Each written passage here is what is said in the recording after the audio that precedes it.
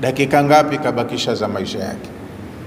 Lakini hata kama wewe utakufa, wa innahum mayitun, hakuna anayekaa milele, na wao pia watakufa.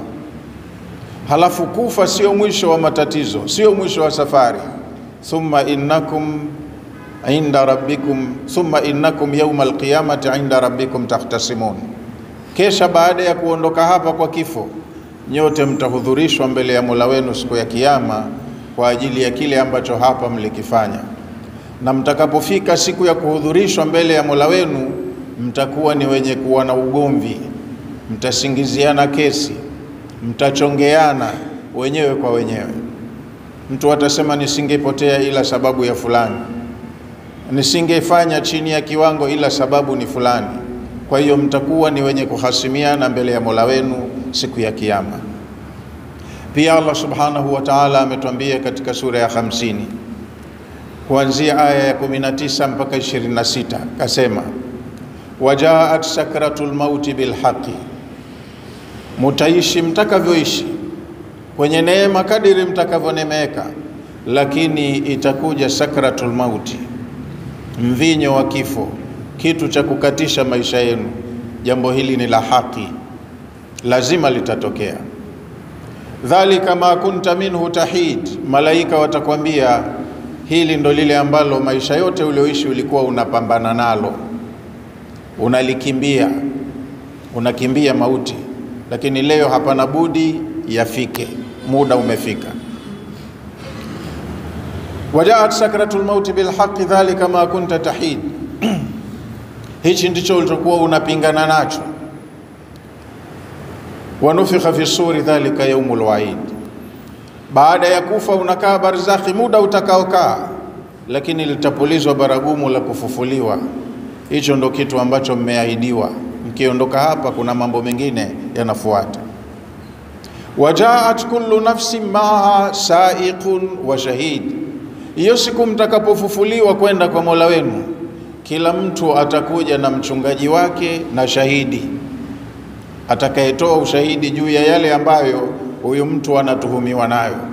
Na mashahidi ni wengi, wengine wanatoka katika miili yetu wenyewe. Allah kasema siku hiyo ngozi, mikono na miguu vitatoa ushahidi kwa mtu, na viungo mbalimbali vya mwili. Kwa hiyo kila mtu anakuja na vielelezo vya mashtaka yake vimekamilika, na mashahidi wa kumshuhudia wapo.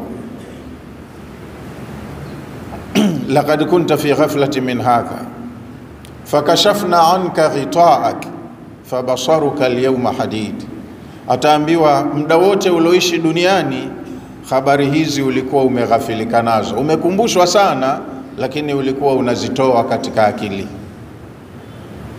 Laqad kunta fi ghaflatin min hadha, muda wote ulioishi duniani taarifa za mkutano wa leo ulikuwa umeghafilika nazo, ukuziweka akilini, ukufanya matayarisho. Fakashafna anka ghita'ak, kwa hivyo leo tumekuondolea pazia lile ambalo lilikuwa linakufanya usiwe na umakini kwenye jambo hili. Leo hapa hakuna pazia, kila uliloambiwa unaliona kwa macho yako. Fabasaruka alyawma hadid, leo macho yako makali yanaona kila kitu.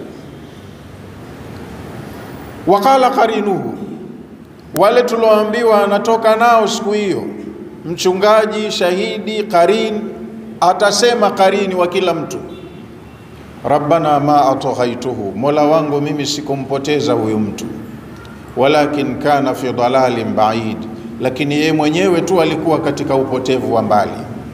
Kupotea kwake mimi sihusiki, lakini yeye mwenyewe alikuwa ile haki aliyoelekezwa kwayo kaipuuza, sihusiki na kupotea kwake. Qala, Allah atasema kuwaambia viumbe wake, la tahtasimu ladayya, musizozane mbele yangu, faqad qaddamtu ilaykum bilwa'id, tangu mko duniani nilishakutangulizieni maonyo yangu na ahadi zangu, nilikwambieni atakayojiri baadaye, na nikasisitiza mujiandae. Kwa hiyo ambaye kaja hakujiandaa ni kosa lake mwenyewe. Ndugu zangu katika imani, yote haya tunayojifunza kupitia hizi aya yanamaanisha tuwe na umakini wa hizi dakika zetu tunazoishi nazo. Anaishi mtu akiwa ni mwenye manufaa kwa jamii yake, mwenye manufaa kwa watu wake. Lakini hata watu wakinufaika naye vipi, huyu mtu kuna siku lazima na yeye muda wake utaisha, ataondoka. Waliokuwa wananufaika naye watasema tumepata pengo lisilozibika, ametutoka mtu muhimu, tutapata hasara sana kwa kutokuwepo kwake, na mambo mengine sana yatasemwa. Kwa hiyo haya mtu hutakiwa ajitayarishe nayo kabla hayajafika, na ndicho alichosema Mtume, kithirisheni katika kukumbuka kinachozima ladha. Wako watu ambao wana manufaa sana kwenye jamii. Mfano mkubwa na mzuri zaidi ni huyu Mtume wetu alayhi salam. Hata sisi tungelipenda aishi sana na sisi tuwe tunamuona. Ingeliwezekana Allah angempa umri mrefu akausimamia huu umma mpaka mwisho wa dunia, lakini hakuna mtu anayeishi milele katika ardhi. Kila mmoja kapangiwa ajali yake. Na hawa ambao wana manufaa kwenye jamii, watu muhimu kuwepo kwao hai kwenye ardhi hii, nao wanakuwa ni watahiniwa vile vile, kama wanavyosema watu wa falsafa. Watu wa falsafa wanasema annasu halaku, watu wote wameangamia. Hata Qur'ani imesema hivyo, innal insana lafi khusr, hakika mwanadamu yoyote yuko hasarani. Na neno insan linajumuisha wanadamu wote, hata mitume nao ni insani pia. Kwa hiyo innal insana lafi khusr, hakika wanadamu wa muhasarani. Allah akasema illa alladhina amanu wa amilu salihati, isipokuwa watasalimika kuweko hasarani wenye imani thabiti inayotendewa mema. Kwa hiyo kusalimika kwetu ni kurekebisha imani zetu zikawa nzuri, upande wa Mola wetu, upande wa dini, upande wa akhlaqi na ibada. Imani iambatane na matendo, ndo mtu anasalimika na hasara. Kwa hiyo wakasema wanafalsafa, annasu halaku, watu wote wako katika maangamizi, wamekabiliwa na hatari ya kukosea, kupotea. Kwa hiyo wakikosea na kupotea wanapata matokeo mabaya wakiondoka.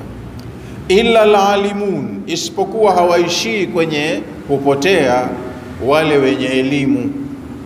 Kwa hiyo suala la mtu kusoma ni muhimu sana. Kabla ya kila kitu, kipaumbele cha mtu kinatakiwa iwe elimu. Wahyi wa kwanza aliopewa mtume wetu, aliambiwa asome, na kwa sababu yeye ni kiongozi wa umma, atakapokuwa yeye kasoma, watajifunza kupitia kwake anaowaongoza. Kwa hiyo watu wameangamia ila waliosoma. Allah atujalie na sisi nafasi ya kutafuta hiyo elimu, tusome. Wakasema walalimuna halaku, hata hawa waliosoma nao pia wameangamia, kwa sababu vielelezo vya mtu kuharibikiwa mara nyingine Qur'ani inatupigia kwenye watu waliosoma. Hata waliosoma nao hukosea, elimu yao ikawatoa katika utaratibu, ikawa ndo sababu ya kukosea kwa Mola wao. Kwa hiyo na waliosoma nao vile vile hupotea. Illa al-amilun, isipokuwa hawapotei wasomi ambao wanaifanyia kazi elimu yao, kile alichojifunza anakitia kwenye utekelezaji. Huyu anakuwa yuko katika mwelekeo mzuri. Lakini pia wakasema walamiluna halaku, hata hawa wanaotenda vizuri nao hupotea, huangamia. Illa almukhlasun, isipokuwa watu wenye ikhlasi, watu waliotakaswa. Utaratibu walioutumia kuishi katika maisha yao ya mpito ni utaratibu halali halisi aliyouridhia Allah subhanahu wa ta'ala. Kwa hiyo ukiteuliwa au ukipasishwa kwamba ulichokitenda ni sawa, utaratibu uliopita ni sahihi, wewe utakuwa ni katika mukhlasin. Umefanya kazi zako kwa ikhlasi, umejitahidi kile unachokifanya kiwe cha kiwango, kifate utaratibu, ili kiwe ni chenye kukubalika siku ya malipo. Lakini pia wakasema wanawachuoni, walil mukhlasina, hata hao wenye ikhlasi nao adhan kathira, kwenye maisha yao ya mpito hawatasalimika na maudhi mengi. Maisha ya duniani ni yenye maudhi kwa ujumla wake. Na pia Mtume sallallahu alayhi wasallam ametuambia, huffat aljannatu bilmakari, pepo ni nzuri, kila anayesimliwa anaitamani, lakini pepo imezungushiwa mambo ya karaha. Ukijitahidi kuelekea huko peponi, nje ya njia ya kukupeleka huko ndani peponi, kuna mambo ya karaha, maudhi. Lazima ukabiliane nayo haya, hatimaye ndo unavuka sehemu yenye maudhi, unaingia kwenye raha za milele peponi. Na pia akasema wahuffati naru bishahawati, moto wa jahannam umezungushiwa mambo ya matamanio. Vitu vyote vyenye mvuto katika nadhari zetu, vinavyopendeza kwenye nafsi zetu, vinakuwa ni vitu vya makosa, lakini nafsi ndo inapenda. Sasa ukizubaa kwenye vitu vinavyo mvuto, unakuwa unalewa na huo mvuto mpaka muda unaisha, unaondokea kubaya, matokeo yake unatumbukia motoni. Njia ya motoni ni mbaya, ubaya wake umepambwa kuonekana ni mzuri. Moto ni mbaya, lakini nje ya moto kuna vivutio vinavyoivutia nafsi ya mtu. Kama kuiba ni jambo baya, lakini linapendeza kwa mtu. Anafurahi akifanikiwa kuiba, anafurahi akipata kitu kilichoibiwa, kauziwa kwa rahisi, anafurahi hivi na hivi. Kwa hiyo mambo yote ya motoni, hii ndo tabia yake, yana mvuto katika nafsi. Kwa hiyo hata hao watu wema nao wanaofanya kwa ikhlasi mambo zao, amali zao, huwa wanapitia misukosuko mingi, kwa sababu maisha yao yanataalaki na maudhi. Ukimwamrisha mtu jema, wewe unafanya jambo la kheri lenye thamani mbele ya Allah subhanahu wa ta'ala, lakini ulimwamrisha hatoridhika, na mwingine ana nguvu za kuchukua maamuzi, atachukua hatua kwa sababu umeingilia uhuru wake. Ukimkataza mtu jambo ovu, mwenyewe analipenda, wewe utakuwa umefanya amali njema, lakini itakugharimu kwa sababu uliyemkataza, na hasa akiwa na maamuzi, hatoridhika, atachukua hatua atakazochukua kwako wewe itakuwa ni maudhi. Na ndio maana utakuta mitume wote tunaosimliwa wamefanya kazi zao za kufikisha ujumbe wa Allah kwa nia safi, kwa kuwapenda watu wao, lakini maafa yaliyowakuta katika maisha ya mpito ni kama tunavyosimliwa katika Qur'ani tukufu. Kwa hiyo tunapaswa kukumbuka sana mauti, na katika kuyakumbuka mauti tuwe tunafahamu thamani ya wakati ambao tunao kabla ya kutufika hayo mauti. Kila mmoja ajiweke tayari kama Allah alivyotuambia, ya ayyuhalladhina amanu taqullaha waltanzur nafsun ma qaddamat lighad. Enyi mlioamini, ishini maisha ya uchamungu. Kumcha Mungu ni kufata utaratibu, analolitaka na wewe ulitake, asilolitaka na wewe ulikatae. Uishi kwa namna ambayo ukiondoka leo ukenda kwake awe karidhika kuwa umefanya vizuri. Ndio agizo, mcheni Mungu, manake ishini vizuri kwa utaratibu ambao mkiondoka kwenda kuonana na Mola wenu awe karidhika kuwa mmefanya vizuri, muwe mmesalimika na ghadhabu zake na yale ambayo yanapelekea waliokosea kupelekwa katika adhabu. Waltanzur nafsun, na kila mtu awe anajiangalia, ajicheki kila wakati, ma qaddamat lighadin, awe anajikagua katanguliza nini kwa ajili ya kesho. Wattaqullaha, na mumche Allah, kwa sababu inna Allaha khabirun bima ta'malun, Allah anajua yote mnayoyafanya. Tunayoyafanya kwenye dakika zetu hizi za mpito hayapotei bure, yote yanahifadhiwa kwa maandishi, na kumbukumbu za hifadhi hiyo utakuja kukabidhiwa mwenyewe siku ya kurudi. Wala takunu kalladhina nasullaha fa ansahum anfusahum, wala msiwe nyinyi waumini kama wale waliopewa kitabu kabla yenu, au ambao mnaishi nao katika watu wasio na imani vizuri, watu ambao nasullaha, wanadharau na kupuuza maagizo ya Allah. Fa ansahum anfusahum, wanaodharau Allah na yeye huwaacha kwenye ile dharau yao, wanajitia hamnazo. Allah hawalazimishi kwa nguvu, hatumii nguvu yake kuwalazimisha wafate utaratibu. Kwa hiyo kama wanadharau Allah, na yeye huwaacha kwenye ile dharau. Wewe ishi katika enjoyment zako, starehe, burudika, lakini lile uliloambiwa ni kosa linabaki kuwa ni kosa tu. Ukilifanya litakupeleka pabaya, litakutia hatiani. Na lile uliloambiwa hili ni muhimu jema, wewe ukalidharau kwa sababu hukuona umuhimu wake, ukiliacha unahesabika umeasi, bado utakuwa umepoteza. Kwa hiyo musiwe kama waliodharau maagizo ya Allah. Nyinyi waumini muwe active, kilichoamrishwa mtekeleze, kilichokatazwa muache, ili mbaki katika utaratibu, mupate matokeo mazuri baada ya kuondoka hapa. Ulaika humul fasiqun, waliodharau maagizo ya Allah wakafanya kwa mujibu wa matamanio ya nafsi zao, hawa mbele ya Allah ndio wanaoitwa mafasiq, watu walioasi, wametoka katika utaratibu. Ayuha al-ikhwatul amajid, ndugu zangu watukufu, inna Allah tabaraka wa taala yaqul wa biqawlihi yahtadi al-muhtadun wa idha quri'a al-Qur'anu fastami'u lahu wa ansitu la'allakum turhamun. Wa qala 'azza min qailin 'alim fa idha qara'ta al-Qur'ana fasta'idh billahi minash shaitanir rajim. A'udhu billahi minash shaitanir rajim. Ya ayyuhalladhina amanu la tulhikum amwalukum wala auladukum an dhikrillah wa man yaf'al dhalika fa ulaika humul khasirun. Wa anfiqu mimma razaqnakum min qabli an ya'tiya ahadakumul maut fayaqula rabbi lawla akhartani ila ajalin qarib fa asaddaqa wa akum minas salihin wa lan yu'akhkhira Allahu nafsan idha jaa ajaluha wallahu khabirun bima ta'malun. Barakallahu li wa lakum bil Qur'anil azim wa nafa'ani wa iyyakum bil ayati wadh dhikril hakim. Aqulu qawli hadha wa astaghfirullaha al azim li wa lakum wa lisairil muslimina wal muslimat wal mu'minina wal mu'minat fastaghfiruhu fa ya fawzal mustaghfirin wa ya najatat taibin.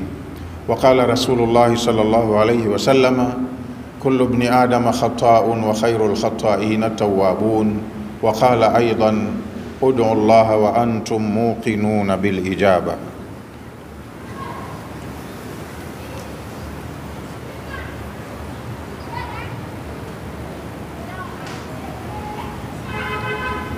Alhamdulillahi rabbil alamin wassalatu wassalamu ala rasulillahi sallallahu alayhi wa sallam wa ashhadu an la ilaha illa Allah wahdahu la sharika lah wa ashhadu anna Muhammadan abduhu wa rasuluh arsalahu Allah bil huda wa dinil haqqi liyudhhirahu ala ad-din kulli walau karihal mushrikun.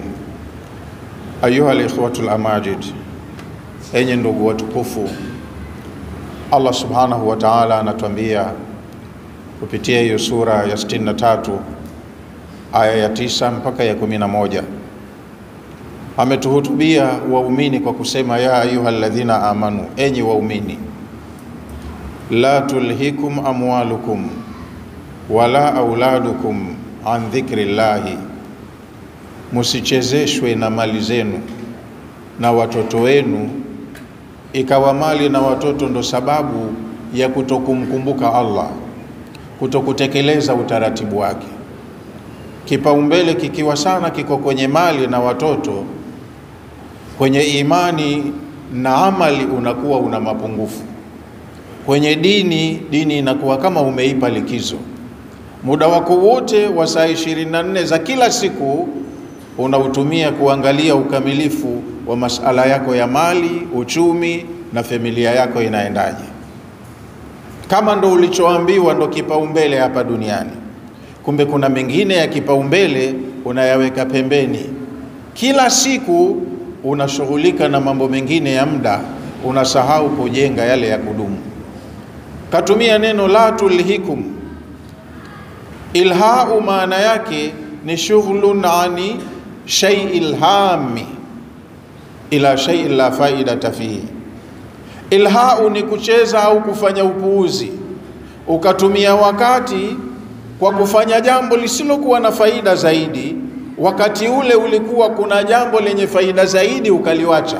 Hiyo ndo ilha, ni upuuzi.